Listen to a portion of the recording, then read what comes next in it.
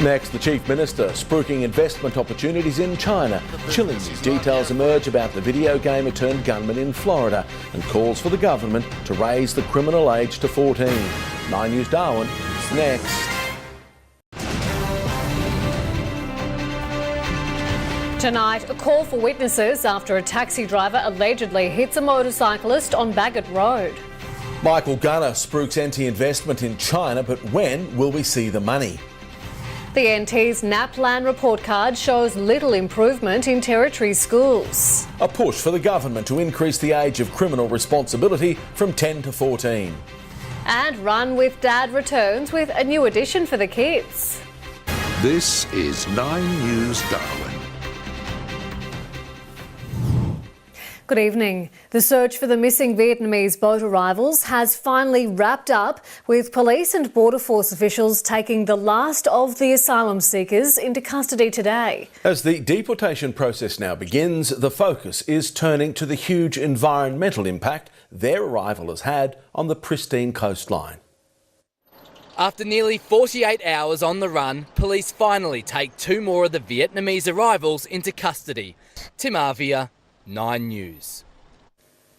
An award-winning cotton farmer has been charged with serious fraud offences amounting to more than $20 million. It comes after an 18-month investigation in which he allegedly doctored business documents in an attempt to take advantage of government-funded projects. He's the cotton king of Queensland, who police allege wove a tricky web of fraud that netted him $25 million. Alex Bernhardt, 9 News. Police are calling for witnesses after a motorbike rider came off his bike on Bagot Road just after 1 o'clock this afternoon. Witnesses reported seeing a taxi do a U-turn, colliding with the bike. The male rider was taken to hospital with burns to his hands. Anyone who may have witnessed the incident is urged to contact Crime Stoppers. Well, NAPLAN results released today confirm Territory students are still lagging behind the rest of the country. Unions want the data thrown out due to the disparities between online and paper testing. That didn't include students in the Northern Territory, but our concern is you're comparing apples with oranges. A local trade delegation to China has seen the Chief Minister spruik investment opportunities in the Territory. But as Rosanna Kingson reports from Beijing, if opportunities arise, it will take years for the money to flow into the NT. Day 2 of a Territory trade delegation to China has seen the Chief Minister turn matchmaker at the China-Australian Chamber of Commerce breakfast. It was all in the hope of securing more investment in the NT. China is interested in investing and building infrastructure around the world. Rosanna Kingson reporting from Beijing. Human rights group Amnesty International is urging the NT government to raise the minimum age of criminal responsibility from 10 to 14. We need more resources, we need a better focus on diversion and rehabilitation rather than going straight to locking children up, because it's not working. Excavation has begun at State Square in the CBD to make way for a new $20 million underground car park. The work is expected to take 10 weeks. There will be disruptions around those trucks going through the CBD, the back end of the CBD, but Tomasos will be managing that very carefully. What started out as an awareness campaign for prostate cancer in the NT is quickly becoming a Father's Day tradition. Run with Dad is on again this weekend, and everyone's being encouraged to lace up their runners for the men in our lives. Rob Longert was diagnosed with prostate cancer 2 years ago. It doesn't discriminate. It can get anyone, as I found out. He had no symptoms. The disease hadn't ever crossed his mind. You don't have to be an elite athlete to take part. You can walk, or you can just come and enjoy a bacon and egg sandwich. Melissa McKay, 9 News. Can you drive though? Let's have a look at fuel prices now. Unleaded averaging $1.54 a litre. One of the state's most notorious sex offenders will soon be free from jail to roam Queensland streets without any supervision. Robert John Farden has raped and assaulted several women and a young girl, but the government says legally there's little it can do. Robert Farden is one of Queensland's worst sex offenders, a serial rapist who preys on women and children. A Qantas flight bound for Dallas, Texas has been forced to return to Sydney because of a whistling noise coming from one of the doors. The A380 was 3 hours into the 14-hour flight when the airline decided the sound would have been unbearable for passengers. Labor intends to turn the screws on the new Morrison government to try and force it to call an election before Christmas. Two ministers are in the opposition sights, while the fallout from the leadership spill continues to divide the coalition. The smiling face of the new Morrison ministry barely disguises the inconvenient truth that this is a deeply uncomfortable truce between two warring tribes. Cool, dry conditions are pushing morning temperatures down below average for the country's east coast tomorrow. Nicole has all the details. How cold will it get?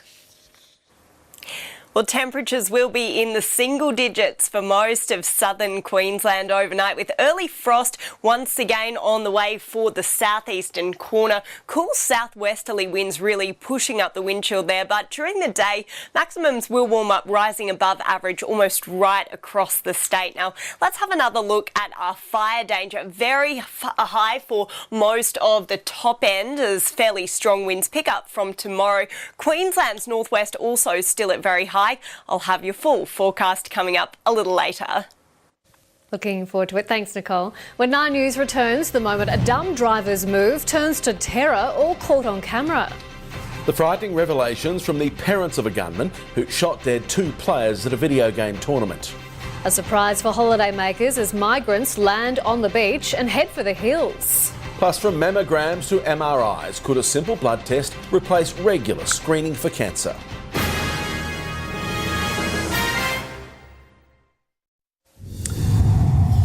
The terrifying moment a ute with 5 people on board careers out of control and flips has been caught on camera. The ute's captured drifting around the roundabout on the Gold Coast before the driver finally loses control. He and his passengers are able to free themselves. Police say the driver was under the influence of drugs and alcohol. The 22-year-old's been charged and will front court in October. A loner and a little off. Those are the words used by fellow gamers to describe David Katz, the man who shot dead 2 players at a video game tournament in Florida. It's now emerged his parents were so concerned about his gaming addiction, they spent years checking him into psychiatric care. This is David Katz, who yesterday turned an online football tournament into his own killing field. Well, it's a frightening reality. Half of all Australians will have cancer at some point in their lives, and being diagnosed can be a long and invasive process. But those days may soon be numbered. Coming up, we have the major breakthrough that could see a cancer diagnosis come from a simple blood test. Next in 9 News, a high-speed catastrophe leaves a woman trapped in the lounge room of her home. Why the drought is about to send the prices of beer and bread skyrocketing. A sweet find for police inside a stash of pineapples at a local market. Plus, John McCain's parting shot at his nemesis, US President Donald Trump.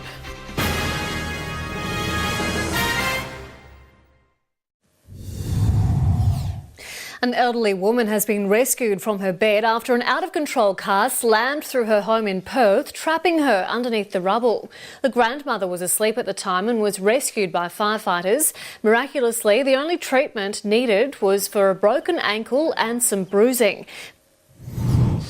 Paul Murphy's here with Sport. Murph, the Broncos spring a selection surprise. Yes, and becomes ahead of the Manly match. Details on that shortly.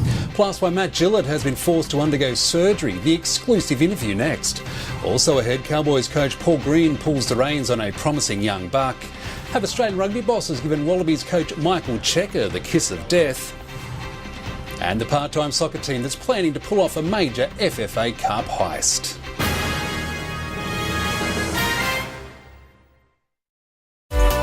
Tonight's Sports Report is proudly brought to you by Harvey Norman Electrical. Shop with confidence. Shop online and collect from the store.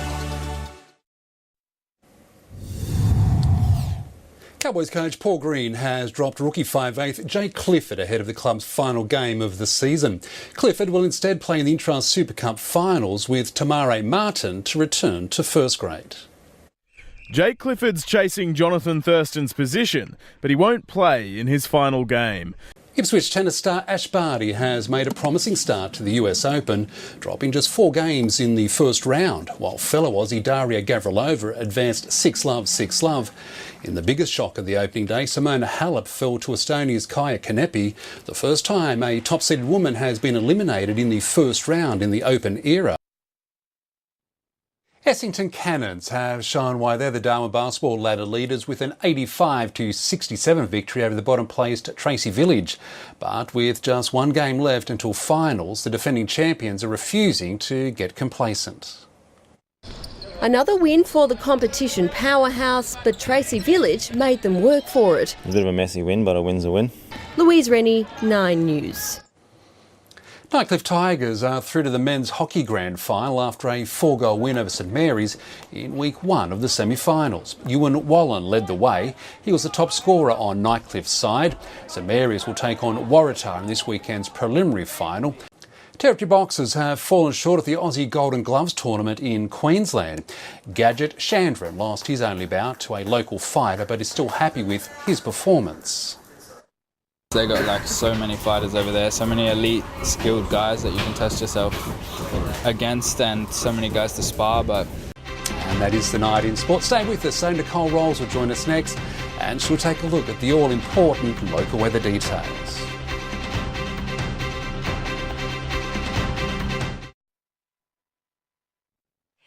Good evening. A bit of breeze has pushed some more cloud and moisture into the air over Darwin today, and it felt quite warm in town with a top of 33 degrees. Humidity today peaking at 95%. Now, having a look at tomorrow's chart, a big high pressure system in the country's east will continue to bring warm days to Queensland and the Territory, with warm northerlies bringing dusty winds over the red centre. Overnight, Queensland's southern and central interiors will continue to have cool temperatures with early frost.